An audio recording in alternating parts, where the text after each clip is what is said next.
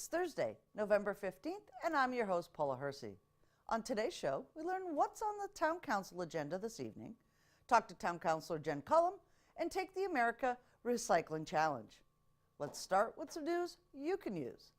The Public Health Division has posted its most recent ratings for food establishments in the town of Barnstable. Ratings are based upon compliance with the Federal Food Code, the state of Massachusetts minimum sanitation standards for food establishments, and the town of Barnstable Code. These ratings are based upon sanitation and food safety. It is fair and equitable regardless of whether the establishment is new or old, and regardless of whether the establishment being rated is a fast food type food service establishment or full service sit-down restaurant. These ratings are reflective upon the most recent grade inspections until October 18, 2018. If you should have any questions or comments, please feel free to call 508-862-4644. You can find the ratings on the town's website. The Town Council meets this evening in a joint session with the Planning Board. Eric Steinhibber, Town Council President, has the agenda details. It's Town Council night, and on the phone with me today is Eric Steinhibber. Welcome to the show. Thank you for having me. So today we have a couple of things on the agenda. One is the regional policy plan update with Christy Senatori. Yeah, that'll be one of the first things we have, an update from the Cape Cod Commission. They've been working on the regional policy plan update, so it'll be good to see where they're at with that and start to learn a little bit about some of the updates that we'll see coming forward from them.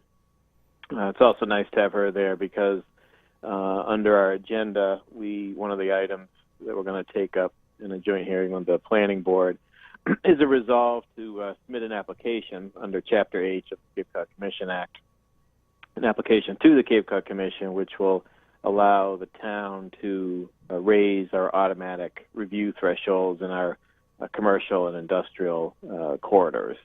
Right now, everything's just 10,000 square feet, and if it hits that mark, it's an automatic referral to the Cape Cod Commission. But the towns are allowed under Chapter H to apply to raise these thresholds. It's one of the reasons why you'll see we have CVS's in town and other stores that are 9,990 feet.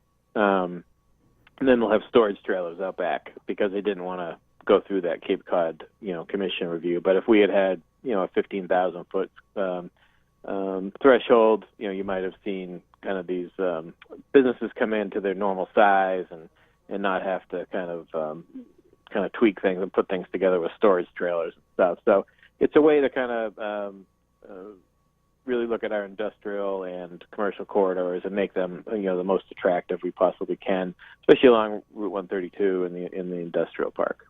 And that's sort of similar to the thresholds with the growth incentive zone as well. It just triggers the ability for us to do a little bit more than we normally would without the Commission's review. Well, the thresholds would be higher if the application's approved, so that folks coming in with development ideas won't necessarily be an automatic, Cape Cod Commission review. We're really blessed in this town. We're a large town, obviously.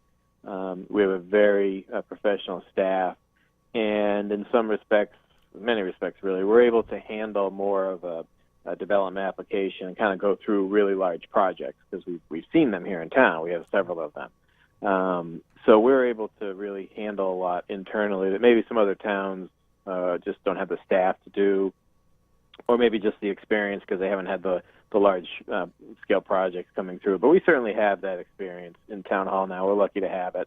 And this is just a way to kind of streamline. We want to get that new growth, that new investment in our main corridor, especially 132. That is a commercial corridor really for Cape Cod coming off Exit 6. So we want to be in the best possible situation as a town to encourage, that new redevelopment, that new development that certainly fits within, what we kind of envision. But without the new growth dollars, you heard me say it before, we need $1 million to $1.5 million every year in new growth dollars just to maintain our town services. So we have to be very cognizant of that. We have to be very forward thinking on that. And we need to do, what we can as a council and as leaders in the town to make sure that we're doing all we can so that we're protecting taxpayers and protecting our bond rating and our fiscal wherewithal, because we certainly have infrastructure challenges coming down the road. We have water supply wells, new projects coming down the road. So we have to think in terms of how are we going to tackle these costs that are going to come every single year. And this is one way to do it, to always have your best foot forward when it comes to economic development. So this is a piece of that. Another couple pieces that are coming forward, and these were coming through a lot of joint work that was done with the Council Committee on Zoning and Regulations, which I set up a couple years ago when I became president. And this committee comprised of 5 councilors and an at-large member, and they've been working jointly with the Planning Board, actually, to come up with recommendations to put forward to the Council and to the Planning Board to streamline some of our zoning, to encourage investment in some of the zones where we see a really low application rate. And one of these is highway business. It has the lowest amount of applications received every year for development. Highway business, as it stands now, really only allows offices and banks as of right. If you want to do something else, you have to go through a lot of hoops, including the Zoning Board of Appeals, and there's extra steps to take. So what this does is really kind of updating the zoning, allowing more uses that are appropriate for our commercial corridors, Route 28, West Main Street. And it's also fixing things on the map, because we have a lot of parcels that might straddle a couple different zones, so it might make it unattractive for development because it doesn't quite fit in one zoning for one parcel. And then you'll see, as you go along certain roads, like these commercial corridors, the zoning will change, and so you end up with kind of these areas that don't seem to kind of gel together. So, and there may be some infill possibilities there to kind of make it a more attractive corridor, to hopefully get some reinvestment, to encourage reinvestment, to get rid of some of the blight, the dated properties. And again, to streamline things so it's easier for folks that want to come in and invest in Barnstable, set up business in Barnstable, to help them and put our best foot forward so that we're ready to have this new growth and this new redevelopment. It's vital for every single thing that we do in town. And that's what this recommendation coming from the committee, and the work with the Planning Board and the work with our planning department has put forward these recommendations. So we're going to take up one item under highway business is expanded definitions of as-of-right uses and expanded boundaries to kind of clean up some of that zoning along West Main Street, Route 28, and around the West End Rotary. There's a lot of pre-existing non-conforming uses that are already there, so some of those will kind of be scooped up into, as-of-right. Again, an attempt to streamline and make it more attractive. So hopefully we get more applications in these zones, because right now it's the lowest performing zone that we have. And it makes it a little bit easier for developers to look at those parcels and to say, geez, this is the area that we can come into. Sure. Exactly. And there's still site plan review, traffic studies, mitigation, all these things are still in place and would be part of any proposal coming forward. But this really just takes all the experience that we have, feedback we get, and puts some recommendations on the table to put us in a better position to encourage that investment and that redevelopment. Because again, I can't say it enough. It's vital for the town of Barnstable's survival to continue to grow each and every year. Excellent. Well, we'll look forward to the town council meeting tonight. Thank you. Thank you for having me. Take care. Town Councilor Jen Cullum joined us in studio to talk about what's going on in Precinct 13. With me today, Town Councilor Jen Cullum. Jen, welcome to the show. Thank you so much for having me. So this is your second visit since I've been here. Yeah. So another update on some of the things that are happening in your purview, as well as the General Council. So let's start with maybe a recap of the Cannabis Overlay District. What really was that vote? What does it mean for residents, and where is that district? So the district finds itself in Precinct 1, which is John Flores' precinct.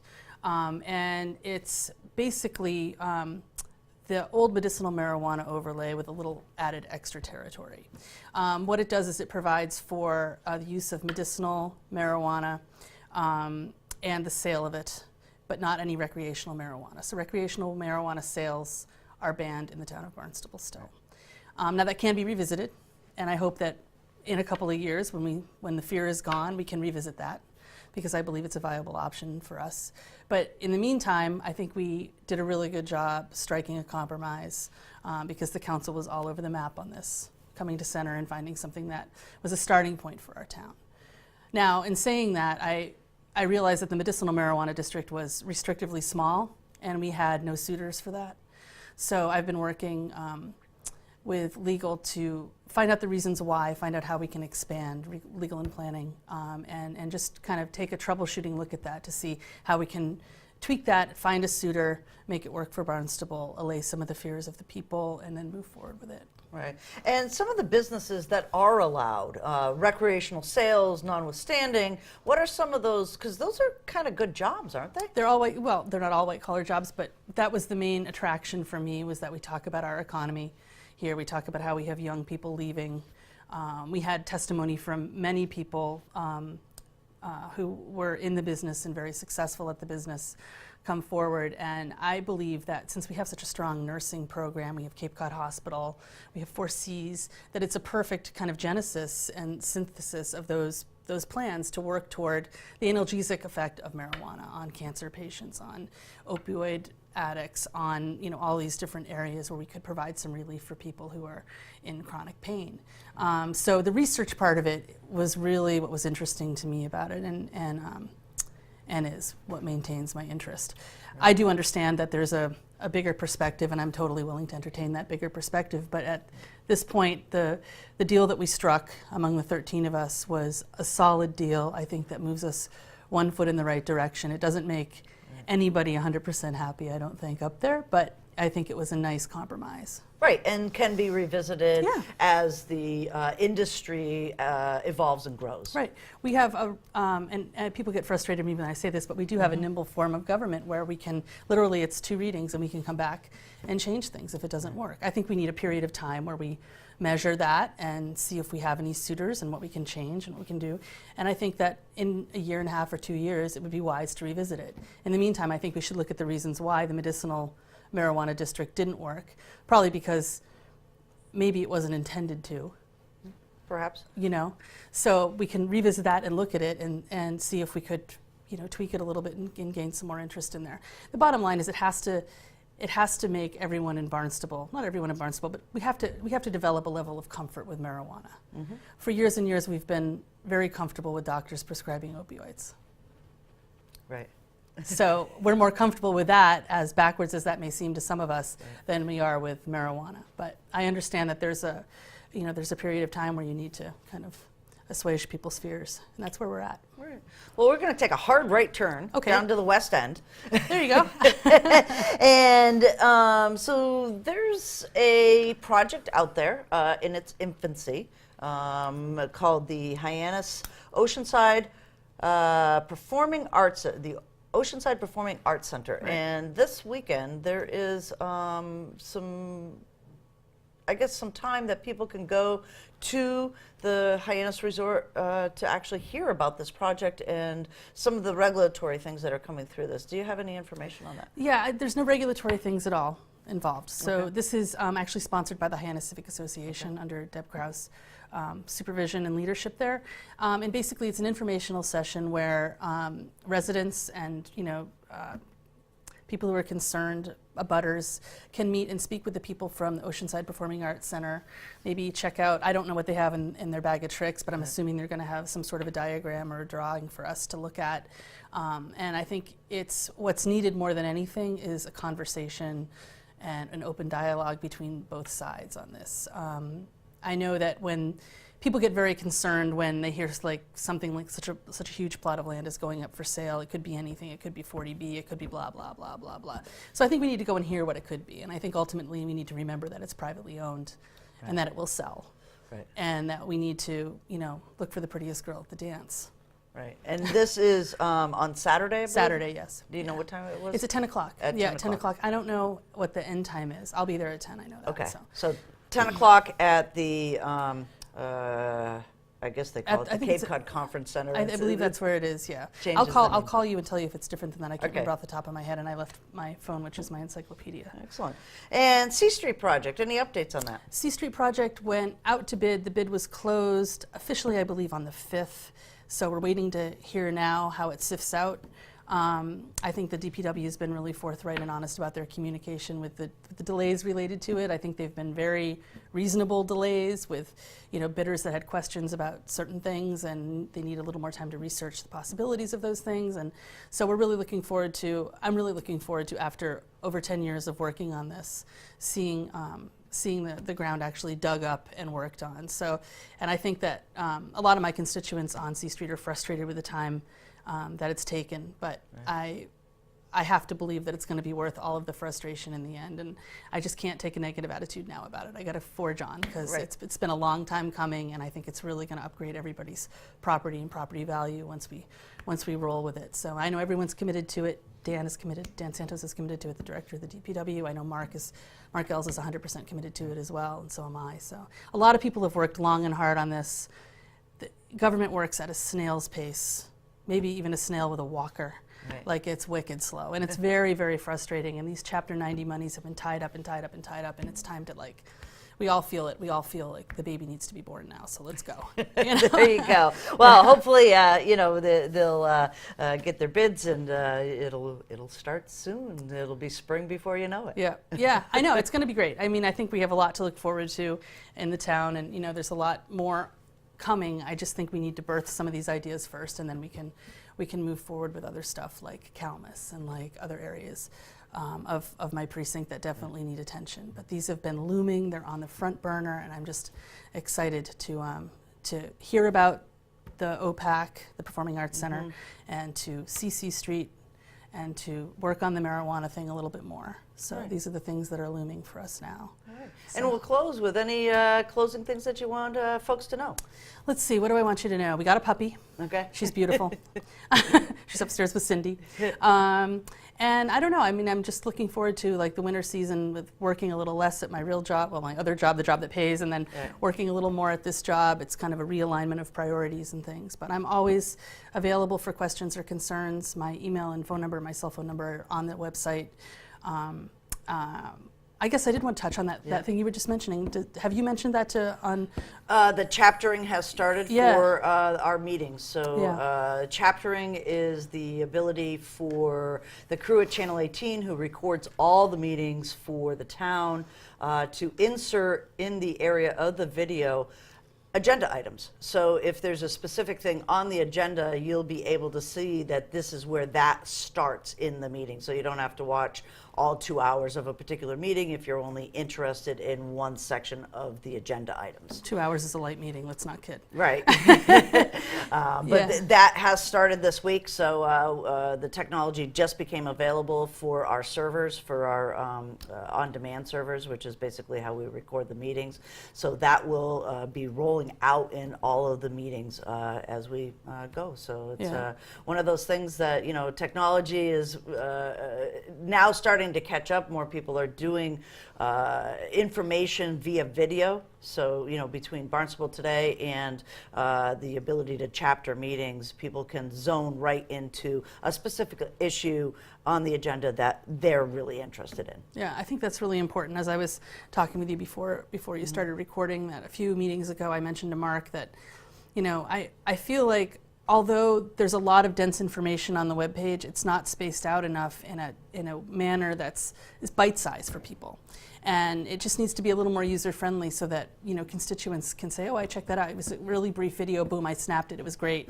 And then I learned all about the Fire Training Academy and what we're doing to protect our water resources, for instance. Right. That's something that's uber important. We work on it every day. We hear about it every day, but not everybody knows what we do every day. And so I think the small easy to digest snippets that have accurate information. It's really the future of keeping an informed constituency. Because as you said, you can put all this stuff on Facebook or Channel 18 or whatever. It doesn't mean anybody's watching it. Right. You know. So thank you very much for your Excellent. time. I appreciate it. Thank you, Jen. Okay. Take care. What will you try to reduce or recycle on America's Recycling Day today? Carrie Parcell, Regional Waste Reduction Coordinator for the Barnstable County, has all the details to get you started.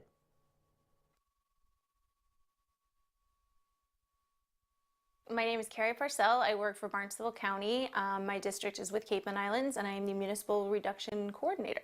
November 15th is America Recycles Day, and that springs from Keep America Beautiful. And we do have a chapter here called Keep Massachusetts Beautiful. So this is all about America recycling. And really what it is to try to get everybody to really stop and think about one thing that they could do for that day. Because really recycling and trash and consumption and generation and how we throw away, how we consume is behavior.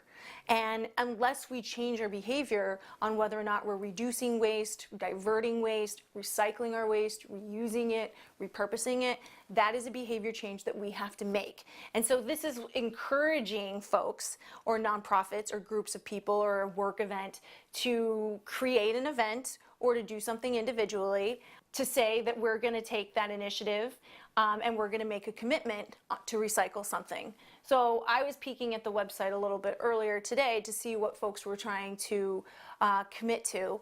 And so it's an action that you take. Again, it's a behavior change. And so we've got 11% cartons, shampoo bottles, plastic bottles, unwanted mail, mobile devices.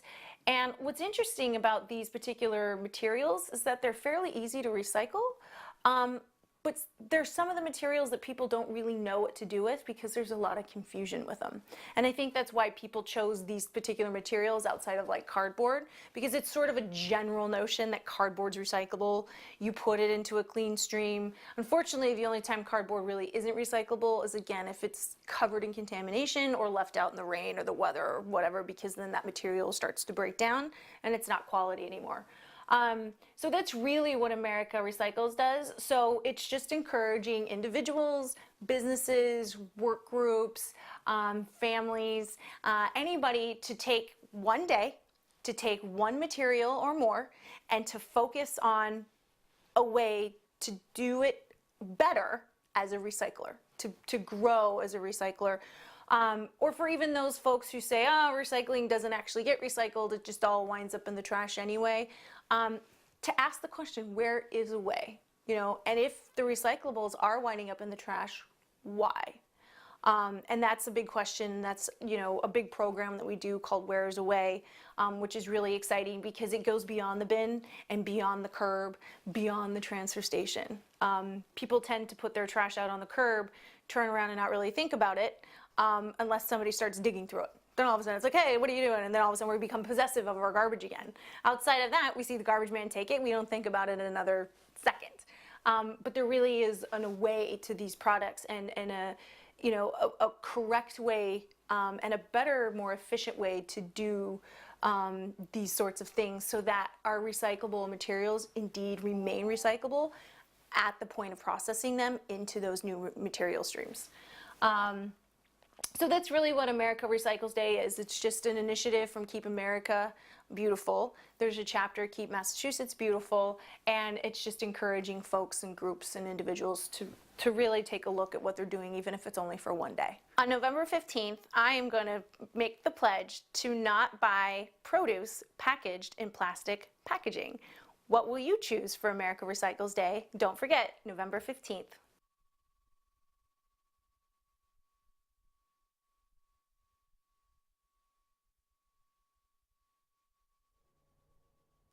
The Diamondback Terrapin Turtle Head Start program is in full swing this fall, and schools, senior centers, and even Channel 18 are fostering these itty-bitty hatchlings. The program allows the turtles to grow big and strong while in our care and will be released back into the marshes of Sandy Neck next June. We want you, our viewers, to help name them. Head on over to facebook.com/Barnstable Channel 18 and comment with your best names. Or don't have a Facebook account? Send us an email at channel18requests@town.barnstable.ma.us.